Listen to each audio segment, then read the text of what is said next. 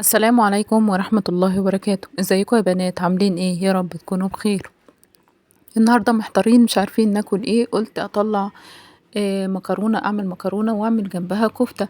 اول حاجة بجيب صينية متوسطة وبحط فيها شرايح بصل وشرايح فلفل وشرايح طماطم اللي انتي بتحبيه. عايزة تحطي بطاطس شرايح حطي زي ما انتي عايزة تحطي جزر حطي. جيب بصلاية كبيرة أو بصلتين زي ما انتي عايزة، وعليها طماطماية مبشورة.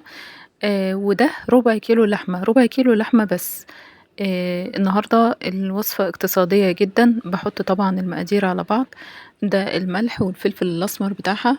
وبعد كده هنعمل ايه بعد ما حطينا الملح والفلفل الأسمر؟ بنبتدي نقلب كده كويس قوي.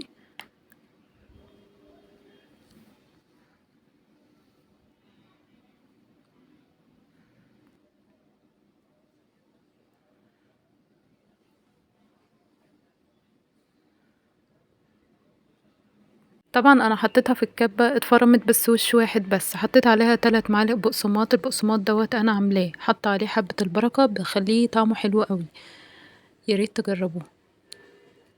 بقلب بقى كويس قوي،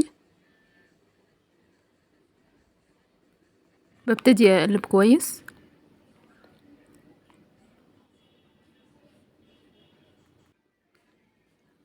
عندي اي حاجة اصبع عليها، عندي خلة الخلة بتاعة الشيش طاووق اصبع عليها. اي حاجة عندك ممكن تصبعي عليها وتطلعيها منها زي ما انتوا شايفين.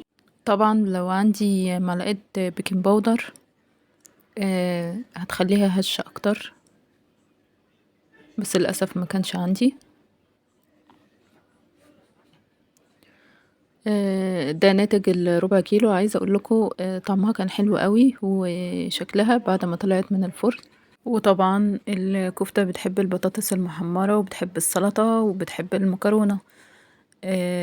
الأكلة كانت جميلة جدا، والأطفال كلها بتحب الأكل اللي زي دوت. والتنويع في الأكل دوت شيء مهم جدا علشان العيال ما تزهقش أو الأطفال ما تزهقش. بتمنى الوصفة تكون عجبتكم، وما تنسونيش بلايك وشير وسبسكرايب علشان يوصل لكم كل جديد. عايزة اقول لكم جميلة جدا جدا. وعلى فكرة الطريقة دي ممكن تنفع لكفتة الفراخ وكفتة اللحمة وكفتة السمك. طعمها حلو وشهي جدا. بتمنى الوصفة تكون عجبتكم، وما تنسونيش بلايك وشير، وبحبكم كتير.